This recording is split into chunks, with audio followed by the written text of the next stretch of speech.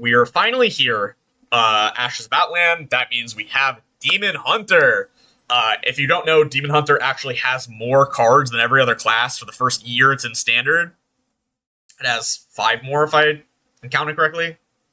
I don't know. Math is hard. 6, 6, 3, that's 15. Yeah, so 5 more. Yeah, we're going to start here and then work our way down, just like always. So let's go. It's pretty obvious I was going to do Skull of Gul'dan. This card was really strong at 5 mana. Then it got nerfed, and it's been completely unplayable ever since. And Demon Hunter is struggling severely in Wild. They just printed Manufacturing Error in Mage, which is 5 mana, draw 3, reduce their cost by 3. It has a different condition, an easier condition even than Outcast. So there is that, but there's no reason in the world Skull of Gul'dan cannot go back to 5 mana. I don't even have to talk about this one very much. It's just such an obvious change. Another card that was nerfed because Demon Hunter was too strong in Ashes of Outland and never reverted is Imprison Antane. Antane? Antine? I don't know how do you pronounce this card. 4 mana. This card would probably still not see any play in Wild. However, I think that going back and making sure all these reverts happen because they're still bad would be nice. I like the dormant mechanic in Demon Hunter. I think you can make it very interesting, and I think like having Imprison Antane, whatever, be playable at 4 mana helps it a lot. This is a lot of stuff that it does. It's a 4 mana 10/6 that has the Reno the Relicologist battle cry, but it has the dormant for 2 turns, of course, so it starts off a little slower, and your opponent can play around it a lot easier. Reno the Relicologist isn't really playable in Wild, but so I don't know how this also can go face, unlike Relicologist, but I'm not too sure if this card would even be too playable in Wild. I'm pretty sure it wouldn't. But if we get more dormant support, I would really like to have this card come back, is like the whole idea. Then, Warblades of Azzinoth. I think this card can have 2 buffs. I think it can go to 4 mana, and I also think it can have 4 durability again. It had 4 durability on release, if I remember correctly, and then it was nerfed.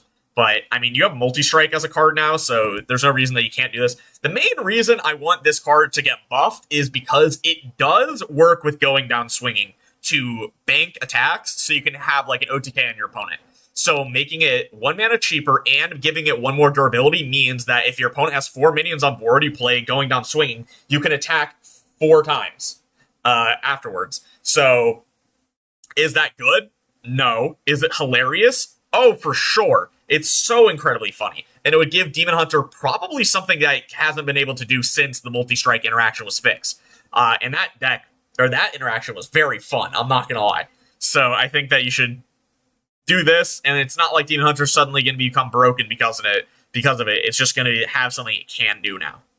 Bog Beam is actually a really cool card. I enjoy this idea of, Druid already is ramping a lot anyway, so you're going to have these 7, it's cost 0 if you have 7 or less mana crystals as a part of Druid's game plan. Cards like Bog Beam becomes worse in the late game anyway, so the 0 mana doesn't actually make much of a difference. I think this card could easily go to 2 mana. It's still 2 mana, deal 3 damage to a minion, which is technically worse than a lot of other Dark Bomb cards. But the upside of this one is that once you get to your 7 mana, then it's going to have the upside of costing 0.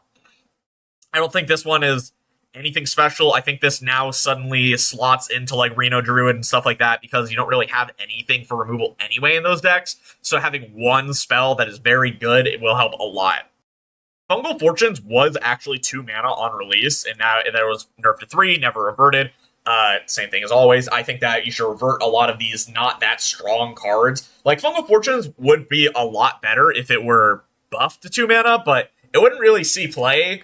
The only deck that's currently running it is Treant Druid, and Treant Druid is, like, not that good of a deck.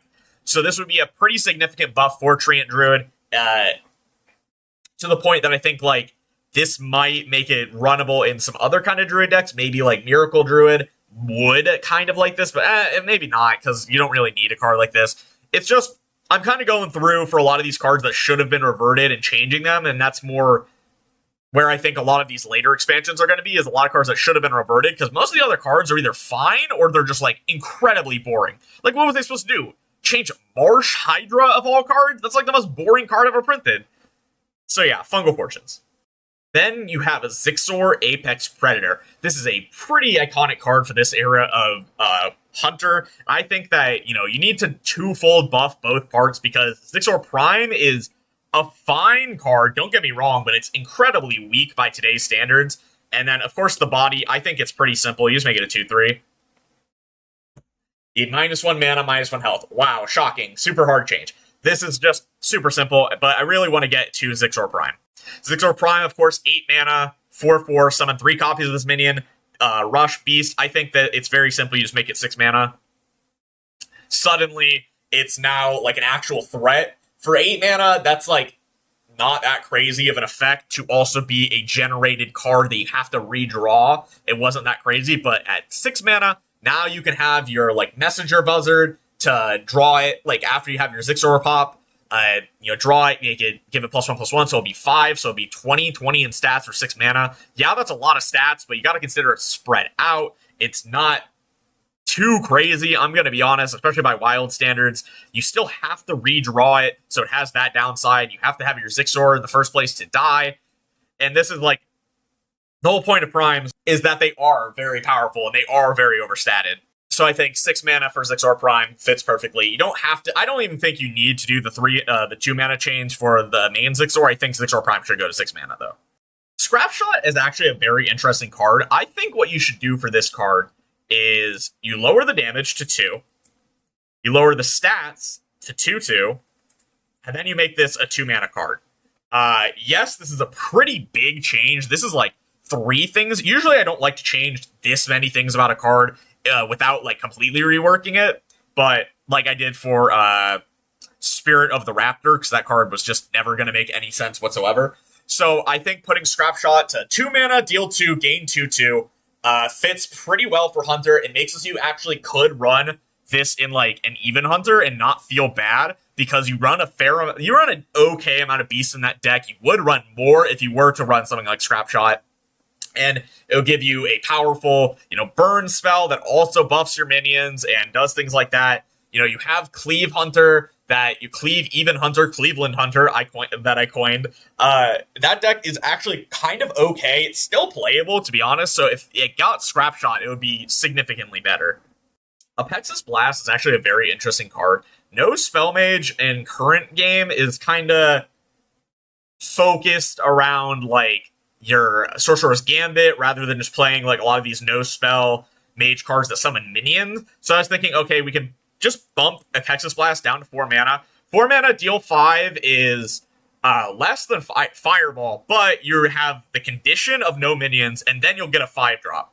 I think this one doesn't help that much. It's kind of sad. I would prefer if No Minion Mage was about cards like this that summon a minion, have the downside of running no minions, and then give you the upside of also the deal 5 damage.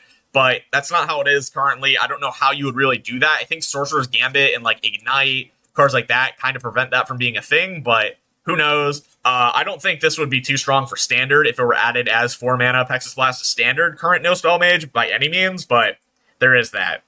I've said in the past, I'm a big fan of these Imprison cards from this expansion, and Prison Observer is one of those.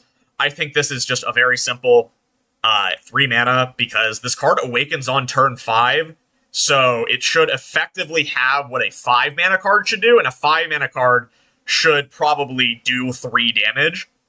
Yeah, that's not what they went for, and this card was bad, but of course, just it just makes more sense for this to work this way. I think that Dormant, if a card says Dormant for 2 turns, it should be statted and given an effect of a card that is that much mana. So it's 3 mana, Dormant for 2 turns, it should be effectively a 5 mana card.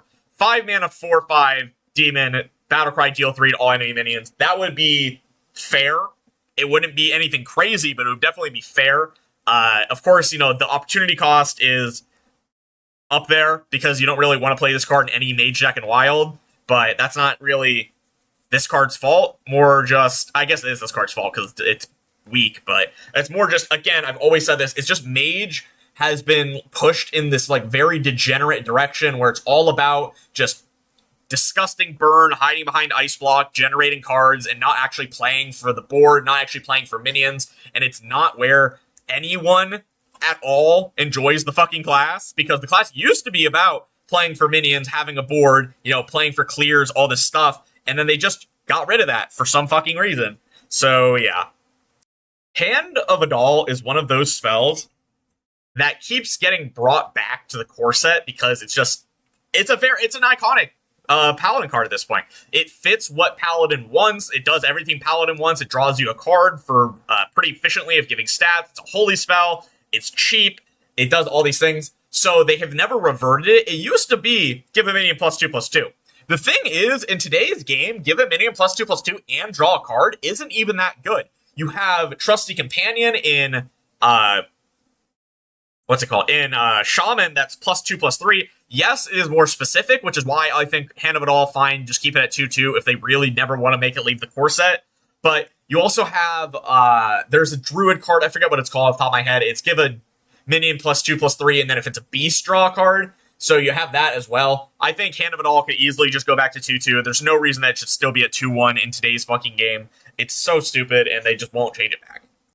Aldor Truthseeker. This, is a Libram card. Librams are a super iconic fan favorite archetype. I think you could just go with, okay, make it 4 mana, blah, blah, blah. That's boring, right? I think Battlecry, reduce the cost of your Librams by 2 this game.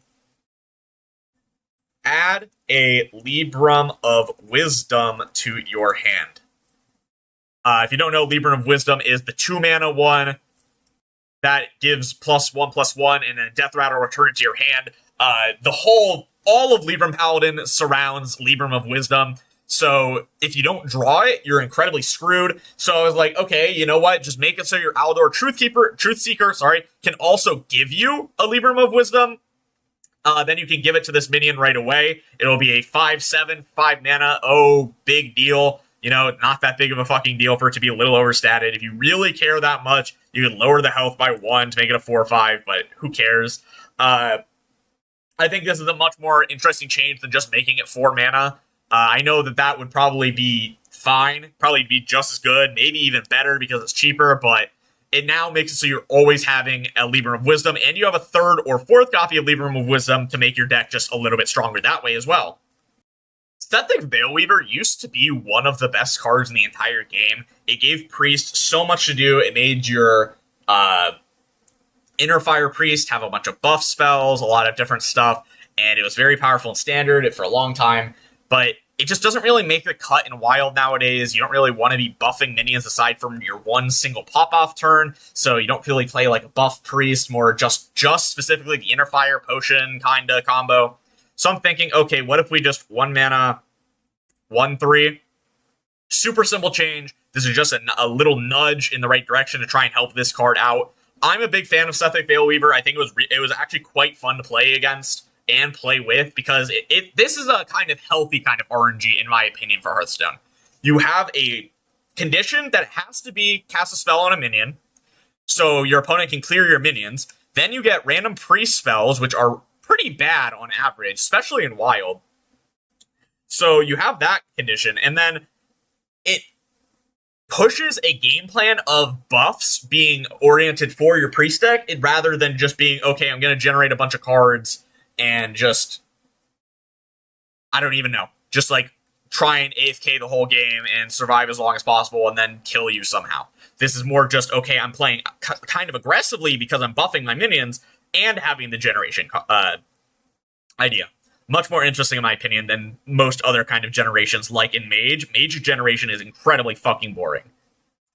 Soul Mirror, again, super iconic card from this era in Hearthstone. It's incredibly powerful. It's just way too slow for Wild nowadays. I'm thinking, okay, it's all about it's kind of like a value-ish oriented card that's mainly a removal card. So I was thinking, okay, you either make it 6 mana, and then it's still just boring, not that good. Or you make it 5 mana, summon copies of any minions, they attack their copies, they die at the end. They die at the end of your turn. So now it's strictly about being like a little bit of value if you have death rattles or anything that can make use of it. but it's mainly a removal card. It's incredible against giants. I know you always hear that I talk about giants. You have to be able to deal with giants in Hearthstone. The best, not the best deck in the game right now. The best deck in the game right now is kind of Garrote Rogue, so it's where they apply. But consistently, giants have been incredible. They'll only get better. They keep getting printed. They are strong when they get printed. There's giants in almost every class. It's just, you have to worry about giants when you make cards like these, and Soul Mirror fits perfectly into Shadow Priest with this kind of effect. It would 100% see play in Shadow Priest, like, as for a fact, this version of Soul Mirror, and I know that. I know it would. Just genuinely it would. So I like this change because I like it, and I like Shadow Priest. I like Reno Priest. So, yeah. Okay, if you played around the end of the time that Ashes Outlands was in the standard, you remember Stealth Rogue. Stealth Rogue was pretty bad for a while, but eventually became decent enough once you had, like, Burrowing Scorpid and other cards like that. And actually, Burning Scorpid might be from this expansion. Yeah, Burning Scorpid from this expansion. What am I talking about? I'm thinking of the Forge and the Baron's poison cards that made, like, this card, this archetype Stealth Rogue finally playable when you had, like, the Tusk stuff. And it was pretty good. It wasn't anything special, but it was pretty good. So I'm thinking, okay, Greyheart Sage needs a lot of changes for this card to actually make sense in Wild. First, I think you can make it 2 mana, like 2 mana, 3/2. And then I was thinking, okay, if you control a stealth minion, draw 2 cards.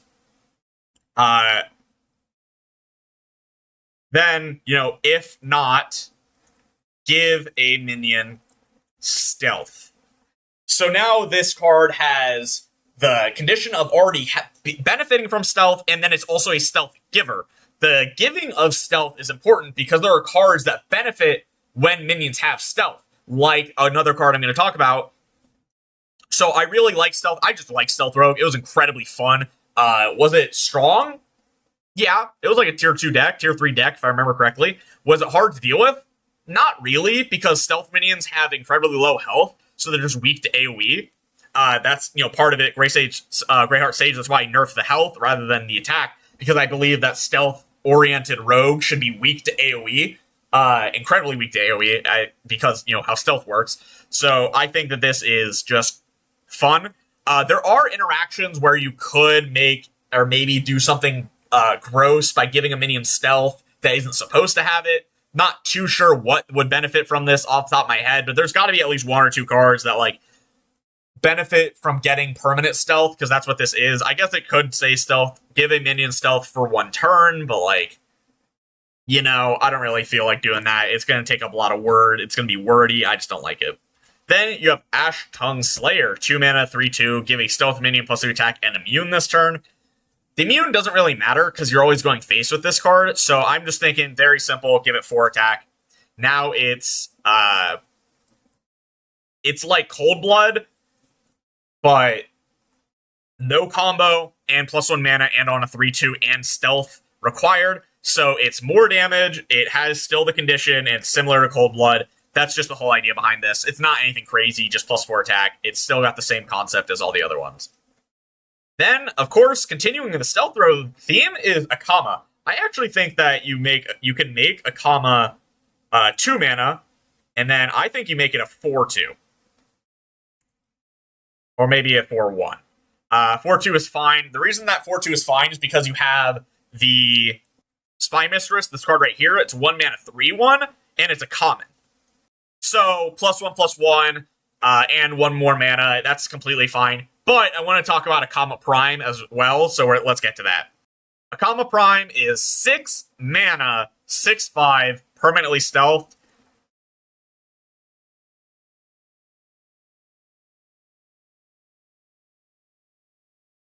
Something like this. It's 2 mana cheaper, has the same attack, but is still significantly weaker to removal. I believe that Stealth Rogue should be incredibly aggressive, but all of the minions should have incredibly low health. I think that it doesn't make sense for Stealth Rogue to have minions that have fair amounts of health. That doesn't really, especially a card like Akama, or Akama Prime, this card should be dying to AoE. Maybe you can make it like 3 and then make this like 5. But I think 6 perfectly fine. This is not really overstated because 4/5 and 5/4 are fine for 4 mana. The 2 health, if you really are worried about something like this. But Rogue, the reason I think 2 health makes more sense is because Rogue has like a lot of buff spells that are pretty like hyper aggressive, like your Cold Blood, and like your Ashtung Slayer also helps as well. So I was thinking that 2 health may be a little better, but 3 definitely makes sense. And then of course you want to bump this down a lot. It's so expensive. It's 6 fucking mana and wild for a card that doesn't do anything on board when you play it. Like, no Muncher can get away with being 6 mana because no Muncher effectively has Charge, or Rush, I guess, and it's Taunt, Lifesteal. Akama Prime is just Stealth. And again, like I have always said, Prime minions can be more powerful than regular minions of the same cost because they're legendaries that require you to redraw them and draw their first half. So yeah. I mean, this card is like unreal levels of bad. The Lurker below is completely and utterly outclassed by, what's it called? Golganeth. Golganeth, one of his abilities is deal 3 damage to all enemies. This is like a 4 mana card. Why is it 6 mana? I could not tell you. Priest got a card that does this but better for 4 mana like 2 years before. Actually, 3 years before. I don't get it.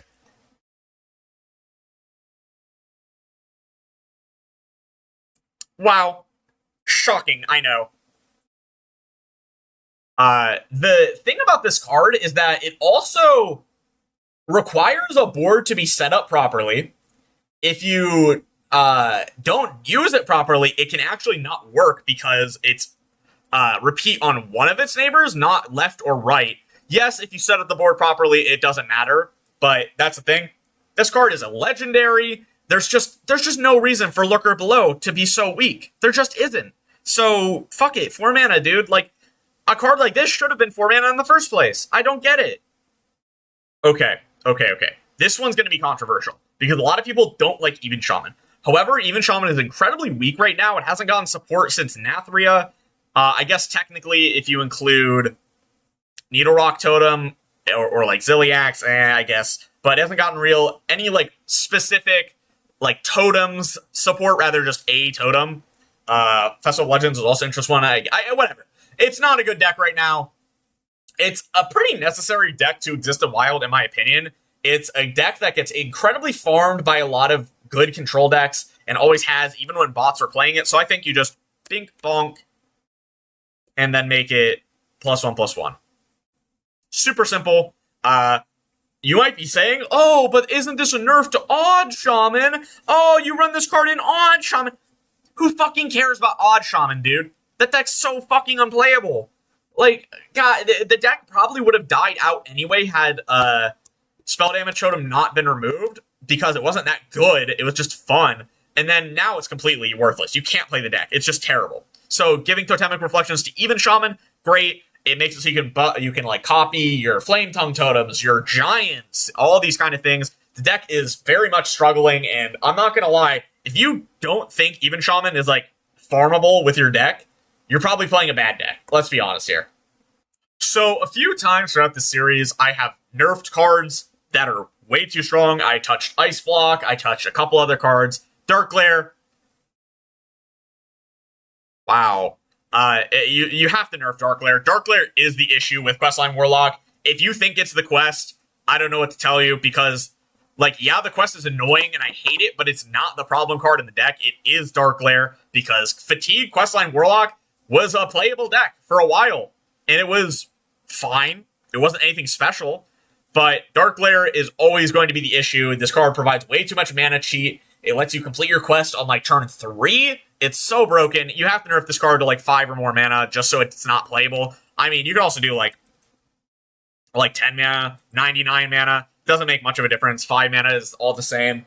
I just hate Dark Glare. I hate this card so fucking much. Can you believe this card was 2 mana, 2/3 at one point? Oops. Yeah, they nerfed this card from 3 mana gain 2 mana crystals to 2 mana gain 1. I don't fuck and why they do anything with Dark Glare. Why they didn't just kill this card to fucking oblivion. I don't get it. I don't fucking get it. So I don't think Canrathad himself needs to be changed at all. That card is actually pretty decent. It's 2 mana, 3/2, your demons cost 1 less. It's Mech Warper for demons. That card does not need to be changed. I think that Canrathad Prime is pretty terrible, though. So it's summon 3 friendly demons that die this game, which is counterintuitive to what Canrathad does, right? So I'm thinking, what if, you keep the cost, because 8 mana is very expensive. Summon your friendly minions demons that died this game. For any that don't fit, deal 1 damage to all enemies. Super simple. It makes it so you actually want to be playing a metric fuck ton of demons. You can summon all your demons. If you have Void Lords die, you'll have, all the Void Walkers. You have all your Death Rattles from all your other big demons. And then your Canrathad will actually be able to push damage and summon you back aboard at the same time. Again, primes are always going to be stronger than base cards around their mana cost. Yeah, this would probably be a 10 mana effect normally, and it would be pretty good, actually. I think this is a big card that is needed for Big Demon Warlock to be playable again, because Big Demon Warlock sucks fucking immensely. So, Canrathad Prime being able to not only resummon all of your demons, it also pushes damage. And so, yeah, you need to have a really powerful card like this if you want to kind of make Big Demon Warlock playable. So, yeah, Canrathad Prime. War Maul Challenger. I think that this card is really cool. It was quite good when you had buffs in Warrior during, hand buff Warrior, I guess is the easiest way to describe it, during, United Stormwind era and Badlands. Yeah, so I'm thinking choose choose an enemy minion, battle it to that. So I'm thinking choose up to 3 enemy minions. Yeah, choose up to 3 enemy minions, battle them to the death. So the way that would probably work is that you could just I don't know how they would make it work, but I think that you can make this pretty simple. It's just a good minion that fights for board incredibly efficiently. It's got a lot of stats. 3 mana 1/10 is a lot of stats. It's benefited a lot by hand buff. Maybe up to 3 is weird. Maybe it should be 2. Maybe up to 2 enemy minions, battle them to the death. You can argue what the number should be, but it's pretty simple. Or I guess you don't need to say up to 2. It just choose 2 enemy minions, because if there's only 1 minion, it will just go off anyway. If you have the up to, it kind of implies that you could make it so you could only attack 1, but that would be really hard to work into the game. I think I don't know how you would make that work. So just making it 2 works very well. And then this minion will fight your fucking pirate rogues. It'll fight for you and pretty efficiently, because it just keeps attacking until one of them dies. So it'll probably attack 1 and then until that minion dies, and then keep going until this minion dies probably. So if you're playing against Pirate Rogue, you can kill some pretty good minions and have this live, because your Treasure Distributor. Actually, Treasure Distributor is going to have 5 attacks. This thing dies Treasure Distributor. It's basically the same against that card, but against a lot of other cards, a lot of smaller cards, it helps a lot. Blood Boil Brute. This card used to be it used to be a staple in your Skipper Warriors, and it has just kind of fallen by the wayside. I think this card, all it really needs is just be tacked down to 6 mana. Super simple. You could say maybe make it a 6/7 or keep it as 6/8. Doesn't really matter, the stats on this card. It's a little bit too slow. I think that if you really wanted this to be a good card, you could give it a Tribe, but not really how you would do that. It's kind of like a mech almost. You see it has all this stuff on it. So I think you could make an argument to make it a mech. The reason I'm saying that is because a lot of the primes are artwork-wise very similar to this card, where they have all this kind of mechanical enhancements to them, and they're considered mechs. Let's look at this. This is Envoy Rustwick's page, of course. Akama's not Reliquary's not, but Valish Prime, mech. Canarthad, mech. Zixor, mech. Murgle, mech. Kargath, mech. Mishafin, mech. And like look at like Mishafin or like Canarthad. But look at these guys. They have like the same amount of stuff being added onto them as this guy, right? So I feel like you could make an argument to make this a mech. The same way, because like, I don't know. Maybe you could say, oh, it's not really armor. It's like he's being infused with like this kind of like gunk, but I don't really know. I kind of think that if you made this a mech, it would be better, it would, a lot better. You probably could even make it 7 mana still, because the main reason this card isn't that good is that it's just better to run tribed minions in Menagerie Warrior, or sorry, in Skipper Warrior, because of cards like Roaring Applause. So I think if you make Blood Boil Brute a mech, and those are my justifications for why doing it, you can keep it at 7 mana, it'd be pretty decent. Mav, Shadow Song. I'm gonna be honest with you, I think this could be like a 2 mana 3/2. Making a minion dormant is not... It's fine. For a legendary, this is a completely fine effect to be on relatively cheap body like this. You have to consider that there are cards that do some like pretty disgusting things that are legendaries, like Serena Bloodfeather. Serena will kill anything that has 1 health. It'll steal a lot of stats. This is just making it dormant for 2 turns. That's all it does. It doesn't kill the minion. It doesn't like steal stats of the minion. It doesn't do anything like that. It just... Sorry, I got a text. It just makes the minion go away for 2 turns. That's all. Red card is a 1 mana spell that does this exact same thing. Mayev can just be a 2 mana 3/2. Guardian Og Merchant, Rocket Og Merchant, Spectral Og Merchant. I would say that all 3 of the cards would get this exact change. Deal 1 damage to a minion if it's friendly. Give it Divine Shield. So now this card is just a little more these like the Og Merchant cards just a little more flexible. I chose Guardian Og Merchant because it's probably the best one. I mean, Spectral was good, but this card saw a lot more total play. Spectral was just only really playable in Garrote Rogue in the past. Super simple change. Just assume all of the Og Merchants get this. Just deal 1 damage to a minion. If it's friendly, give it Divine Shield.